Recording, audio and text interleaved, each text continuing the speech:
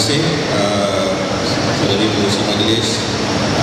Bismillahirrahmanirrahim. Assalamualaikum warahmatullahi wabarakatuh.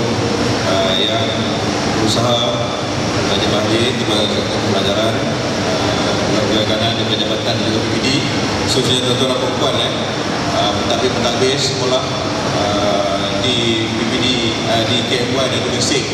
Jadi terima kasih tuan-tuan dan puan yang diberi kesempatan lebih kurang masa yang tak terhad setengah jam untuk bercakap mengenai integriti.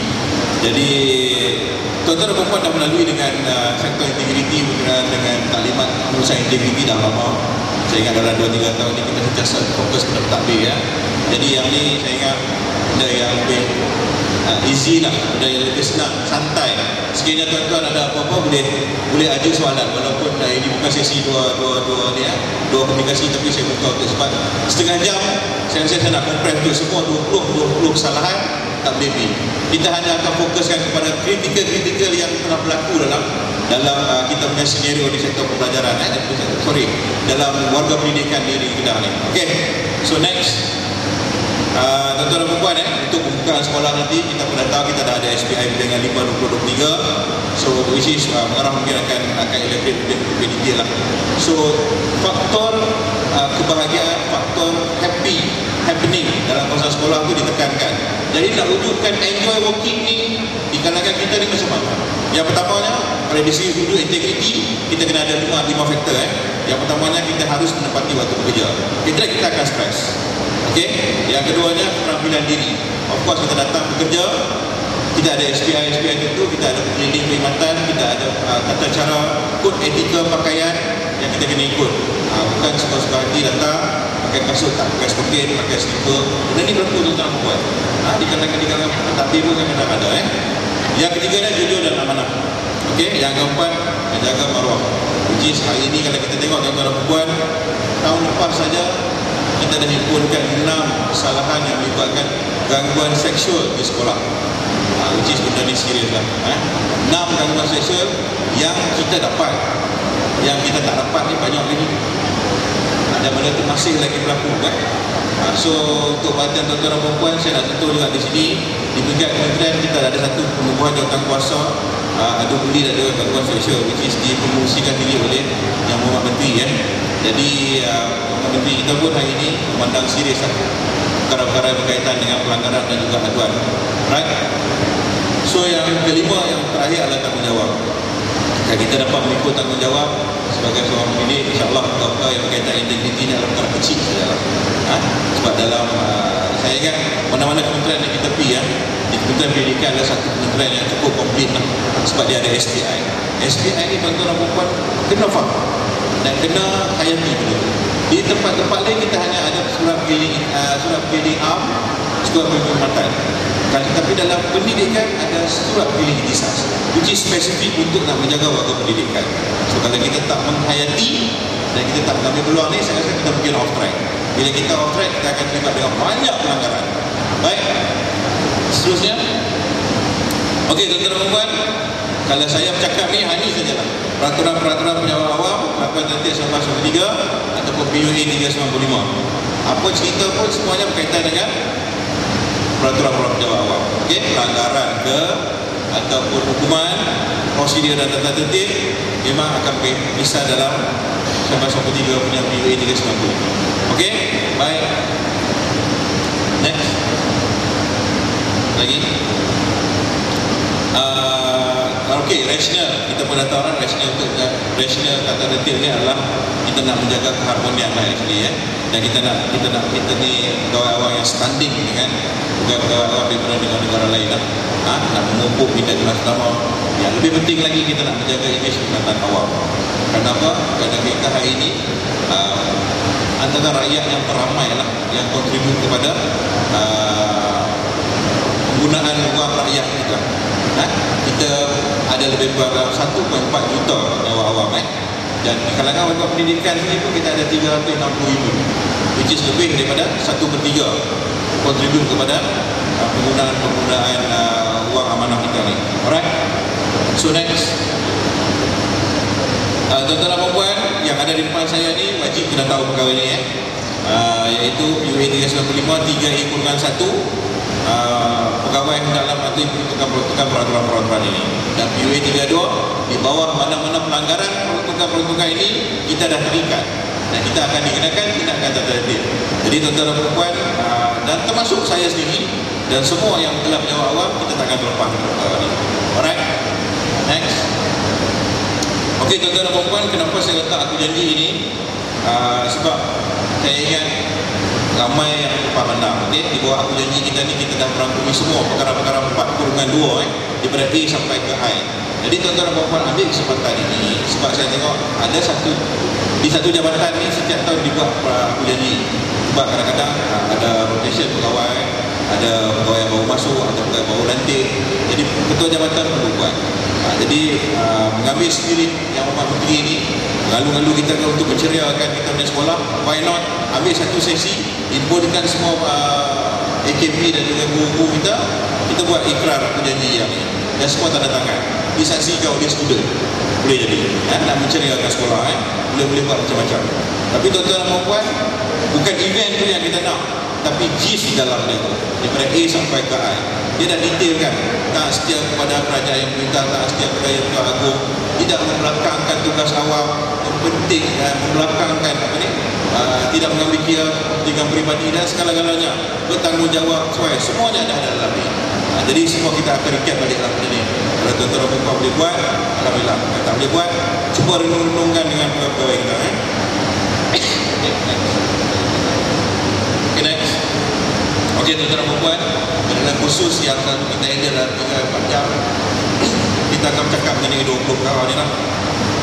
Di sini ada 13. Saya takkan review semua. Cuma yang saya bagi peringatan, gangguan seksual di bawah 4A. Gangguan seksual macam saya cakap tahun lepas, kita dah ada 6 kes yang baru masuk. Jadi kita harap tuan-tuan dan puan kawal, peringatkan kepada pegawai kita agar perkara ini tak berleluasa. Dia bukannya hanya berganggu di antara kawal lelaki dengan perempuan, yang lebih mendukacitakan melibatkan kanak-kanak, melibatkan anak-anak dia. Benda ni pun dia melibatkan PIBG lah, bapak. Saya nak ulas lebih lanjut pun, saya takut nanti ada yang melibatkan kes-kes jenayah. Jadi kita ingatkan warga pendidikan kita agar gangguan seksual ni kita kena kontrol.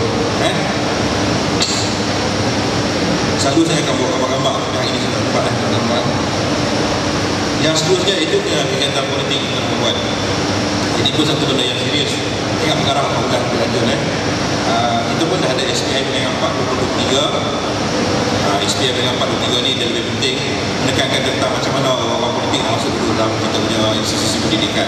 Yang ini pun mungkin sektor pelajaran ataupun sekolah ataupun mengarahkan ulang berlanjut lah. Tapi di situ tentang kita dah ada SPI.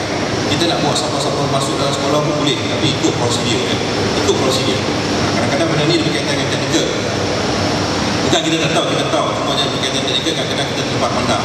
Dia asyik dalam 4-23 dia kata 30 hari, kita seminggu kita baru submit. Kadang-kadang perkara ni dia terima. Tapi jangan terlalu membebankan perkara. Tolong ikut peraturan-peraturan tu. Dan tuan-tuan dan puan, saya nak tekankan tentang tidak hadir bertugas. Okay? Lagi saya akan bertugas kita punya statistik lah, tidak hadir bertugas. Kesnya memang yang serius lah. Setiap hari kita akan terima lah, tak ada bertugas ni. Jadi saya rasa sekolah-sekolah yang terlibat yang serius kes kita dapatnya minggu lepas, melibatkan AKP. Kita dah buat bengkel penyediaan perlakuan awal dan tertib, dan kita harap tuan-tuan dan puan boleh bagi kerjasama lah yang sekolah-sekolah yang terlibat untuk submit kepada kita. Bukan kita nak jatuhkan hukuman, tapi kita nak membebaskan orang tu. Dia punya spirit lembaga tertib ni bukan kita nak jatuhkan hukuman, kita nak membebaskan dia. Sebab kita terikat dengan kenaikan pangkat. Selalu yang masuk ke kita ni adalah untuk proses kenaikan pangkat. Right, next. Okay, saya dah buat tadi pertanyaan kita. Okay, next. Seterusnya. Okay, tuan-tuan puan. Bercakap mengenai kita sebagai warga negara yang duduk dekat dengan sepadan ni memang benda ni takkan lari lah. Negara baru-baru ni pun dah menghentikan blanket approval untuk kita keluar negara dalam tempoh setahun. Mohon sekali setahun lebih. Kita dah hentikan. Jadi tuan-tuan dan puan bukan masuk di sini tak boleh pergi. Boleh pergi, bukan kata tak boleh pergi boleh pergi, tapi memohon ikut occasionally kita nak pergi ke sana macam mana. Kalau kita nak pergi hari ini, kita mohon hari ini. Nak pergi minggu depan, kita mohon. Nak pergi 10 kali, 100 kali pun tak apa, mohon. Yang blanket approval tu dah tak pakai di bawah Jabatan Pendidikan di Kedah ni. Sebab ada isu tuan-tuan, ada isu warga-warga kita yang salah gunakan blanket approval ni masuk pergi, dan semalam pun kita dapat seorang warga negara Malaysia pun meninggal. Geng motor lah juga tinggal di Kedah Raya tapi dia tunjuk baiklah, dia pergi merawat rapis, dia balik ke Penang tak sempat sampai Malaysia. Prosedur dia tuan-tuan, prosedur nak keluar daripada negara jiran untuk main ke sini ni memang dahsyat. Tak kurang daripada 34,000 kita kena belajar. Itu harga dulu kita nak bawa jenazah balik ke Malaysia ni, tapi sekarang kita tak tahu mungkin lebih mahal So tuan-tuan dan puan, sekali saya ingatkan, untuk kendaraan keluar negara ni untuk apa tujuan sekalipun, untuk apa tujuan sekalipun, nak pergi beriadah ke, nak pergi beli barang, ataupun nak pergi bersalaman ke, tetap kena membuat kendaraan keluar negara. Ada isu apabila dah pergi bersalam ceria di sana, balik main sini, dapat ada spouse pergi ke sana, dia jadi penyakit lah, dapatlah benda baru, dan yang lain dia lah dah buat poligami tanpa kebenaran pula jadi kita jangan awetkan benda tu lagi panjang. Mohon kebenaran, sekarang tak pernah tak memutuskan mohon kebenaran, sebab kita terikat di bawah Peraturan Perundangan Bilangan 3 2012 ni dia jelas mengatakan kita sebagai penjawat awam kita mohon kebenaran kepada jabatan untuk prosparan. Next. Tuan-tuan dan puan, saya dah sentuh juga yang ni berkaitan dengan apa? Ini mesej yang kita terima tentang seorang rakan-rakan kita yang buat pekerjaan tanpa kebenaran, melakukan pekerjaan tanpa kebenaran, iaitu mutawif. Dan kita pun dalam 2-3 minggu lepas kita ada perjumpaan dengan golongan-golongan yang terlibat dengan mutawif ni. Dan tuan-tuan perempuan yang ada depan saya pun memang terlibat dengan pekerjaan sebagai mutawif. Tolong tuan-tuan dan perempuan, jangan jadikan ini sebagai isu besar. Mohon kebenaran untuk bekerja luar. Saya undang sekali lagi, mohonlah kebenaran untuk melakukan pekerjaan luar, dan pengarah tak pernah tak support dan tak pernah tak bersetuju. Dan kita di sini pun kita tak pernah sekat, kita akan sentiasa proses. Tuan-tuan dan puan, 2-3 minggu lepas di bawah dengan SPI Pendidikan Islam, Satuan Pendidikan Islam, kita buat ada 280 yang dikesan sebagai mutawif. Tapi apabila kita panggil mai, hanya 50 orang saja yang datang. Hanya 50 orang saja datang. Daripada 50 yang datang, sampai hari ini kita tak terima lagi permohonan. Saya tak kisah kalau tuan-tuan tak mohon pun, nak mohon pun tak mau, tak mohon pun tak apa. Tapi kalau ada musuh tuan-tuan, kita tahu musuh perniagaan kan, musuh politik kan, yang sengaja mengambil peluang ini untuk nak cari tuan-tuan jatuh, bagi tahu kawan-kawan, memang akan jatuh. Tuan-tuan dan puan, yang adu ni bukan orang lain, tuan-tuan dan puan. Mesej ni adalah warga pendidikan. Ditujukan kepada siapa? Kawan-kawan sekolah dia, dalam kawasan sekolah, warga pendidikan. Saya kena di yang bawah-bawah ni saya beritahu saya pendidikan. Tuan-tuan dan puan kena ingat satu kata-kata hikmah yang memang guna lah. Iaitu bukan semua orang suka kita. Bukan semua orang suka kita. Kita tak nak paksa semua orang suka kita. Yang ni tak jauh. Dalam kawasan sekolah saja, antara guru dengan guru, dia tanya apa saya. Dia kata salah, tak ada apa tindakan kan, terang-terang buat kerja luar tanpa kebenaran. Dia sendiri ingatkan saya. Jadi tuan-tuan dan puan, bukan semua orang suka kita mohonlah kebenaran. Mohon kebenaran. Kita tak pernah menghalang untuk nak dapat kerja luar. Yang 280 yang SPI dapat mutawif itu yang rela hati, volunteer bagi tahu kata dia terlibat. Ada lagi lebih ramai Okey. Bila kita sebut tentang luar, next. Tak susah tuan-tuan dan puan bila kita cakap pekerjaan luar ni kena ambil teknologi lah benda-benda ni. Permohonan melaksanakan pekerjaan luar, sebab kita dah terikat dengan peraturan penjawat awam, peraturan rutin. Kalau tuan-tuan nak buat juga, especially yang melibatkan pekerjaan sebagai mutawif ataupun ejen pelancongan ke, kita dah terikat dengan Sekuran Keliling Am Bilangan 3 2012, iaitu kebenaran keluar negara. Jadi dia akan cari macam-macam poinnya. Jadi bila kita dah tak dapat kebenaran untuk melakukan pekerjaan luar, tapi kita pergi juga tak mohon kebenaran keluar negara, dan kita dianggap sebagai tak hadir bertugas. Okey, tak hadir bertugas ni tuan-tuan dan puan confirm kena tolak emolument. Confirm kena tolak emolument. Sebab apa? Itu hak kerajaan. Okey, tindakan tertib adalah satu benda yang asing. Tindakan tertib benda yang lain, tolak emolument adalah benda lain. Ini saya cakap lah. Sebab orang cakap kenapa kita tolak emolument, ambil lagi kata tertib. Bukan.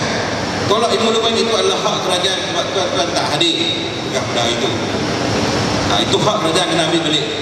Mungkin nanti kita bagi kepada my step atau kepada orang lain yang sanggup bekerja. Tindakan kata tertib adalah benda yang lain. Dia akan berjalan secara berasingan. Okey? Dan apa lah itu saya buat tu hukuman tertib salah satu bentuk hukuman tertib dan tolak emolument itu wajib. Alright, next. Okey, saya dah sentuh tentang tak hadir tugas dan juga waktu bekerja. Okey, next. Okey, tuan-tuan dan puan, di bawah peraturan nombor 4 ini saya cakap tadi tak dikatakan peraturan nombor 4 memang kita ada tak hadir tugas, dan tak hadir tugas ni selalunya bukan kata ialah banyaklah AKP kita pun ada. So nasihatkan kepada AKP, nasihatkan kepada kita punya bantu-bantu makmal yang ada bantu makmal, benda ni adalah benda yang serius lah. Setiap hari juga ada kes. Okey, next. Satu lagi isu iaitu pembangkrutan. Okey, pembangkrutan ni kita pun dalam surat tertib tak pernah tak ada. Tak pernah tak ada tuan-tuan. Kita akan buat 20 hari bulan 3 ni pun syarat lembaga tertib untuk bilangan 1 2023 ni pun ada 2 kes kebangkrutan. Sebelum ni kita ada 4 kes kebangkrutan. Tahun lepas kita ada bilangan yang paling tinggi sekali 6 kes kebangkrutan untuk bilangan 2 2022. Setiap syarat tertib ada kes kebangkrutan. Jadi tuan-tuan dan puan, di samping kita dapat emolumen yang tinggi, rancang perbelanjaan. Benda ni adalah benda teknikal, benda personal yang kadang-kadang dia tak melibatkan kita bekerja bagus lah kita bekerja. Kadang-kadang kita tak melibatkan kita dari proses kerja. Tapi benda ni dia melibatkan antara government dengan government dengan institusi tu juga. Dia akan menjatuhkan perkhidmatan awam ataupun pencemarkan nama perkhidmatan awam. Okay? So align balik, rancang perbelanjaan, jangan kita terlibat dengan isu insolvency. Sebab mahkamah akan berkeluar surat pada kita untuk announce perintah bankrupt. Jadi kita kena ambil lah tu. Baik, next. Okey, yang ni berkaitan dengan bankrupt juga. Okey, next. Okey, saya ubah statistik yang ni tuan-tuan dan puan. Yang ni kes tata tertib. Okey. Yang ni kes tata tertib daripada 2018 hingga 2022 yang melibatkan isu bankrupt. Bankrupt. Okey, dekat KPM pun kita angkat 2 kes. KPM ni untuk grade PMB lah, dan di bawah KPM kita ada sehingga inilah 2022 tu kita ada 7 kes sampai 77 lah di bawah lembaga KPM dan juga bawah lembaga jabatan. Okey, next. Okey, tadi saya dah maksudkan tadi kalau kita tak hadir kita akan potong gaji untuk adalah hak kerajaan dan tuan-tuan. Alright, next. Okey, tuan-tuan dan puan, masih ada yang tak clear lah tentang apabila jatuh hukuman. Dipindahkan daripada satu sekolah ke sekolah yang lain bukan hukuman tata tertib. Okey, tuan-tuan dan puan, kalau dapat pertukaran atau pegawai kita ditukarkan dari satu sekolah ke sekolah lain, itu bukan tata tertib. Kadang-kadang ada isu yang ada isu dan tiba-tiba kita dengar lepas isu dia ditukarkan ke sekolah lain. Itu bukannya tindakan tata tertib. Itu adalah perkara biasa demi kepentingan perkhidmatan. Demi kepentingan perkhidmatan. Ada orang yang tak faham kenapa saya dah kena tukar ke sekolah lain tiba-tiba ada net tata tertib yang baru. Bukan. Pertukaran adalah perkara biasa demi kepentingan perkhidmatan. Tertib hanya ada 7 ni saja tuan-tuan. Amaran denda lucut hak emolumen, tangguh pergerakan gaji, turun pangkat dan las dari buah kerja. Kesan dia yang menjadi adalah kalau kena amaran tu 12 bulan lah, hilang kelayakan untuk ditimbangkan kenaikan pangkat ataupun apa-apa elemen yang berkaitan dengan imbuhan kita per tahun tu. Contohnya macam awal tahun dia Menteri Kerajaan Umum Kedua dia sebab clearly tu clearly kata yang terikat dengan tindakan tertib bermula daripada 1 Januari hingga 17 Januari 2023 tidak layak, kata layak. Tapi hak tahun ni memang bagus. Tahun ni kerajaan nak bagi semua sebab dia menunggu period antara 1 Januari hingga 17 Januari 2023. Kalau tahun-tahun sebelum ni yang terlibat dengan peringatan tanda tertib dia tak boleh lah. Kita tak ramai lah yang akan dapat. Tahun ni bagus. Tahun ni hanya period tu saja, 17 hari saja yang terlibat dengan tertib tak layak. Okey, dan seterusnya lah kalau yang perlu makan Okey, ini pun sama, kiranya kita terlibat dengan tim, maka tidak layak untuk ABC, pingat ataupun apa-apa imbuhan yang kita lakukan. Alright, ini pun perkara biasa. Okey, ada lagi? Okey, tuan-tuan dan puan, InsyaAllah saya manage untuk buat latihan buat setengah jam. Jadi tuan-tuan dan puan, sekiranya tuan-tuan ada masalah ataupun ingin mendapatkan penjelasan yang lebih detail berkaitan dengan sektor integriti, boleh menghubung dengan kita. Kita bagi nombor telefon ni, ada juga ataupun email kepada kita. Right. Jadi saya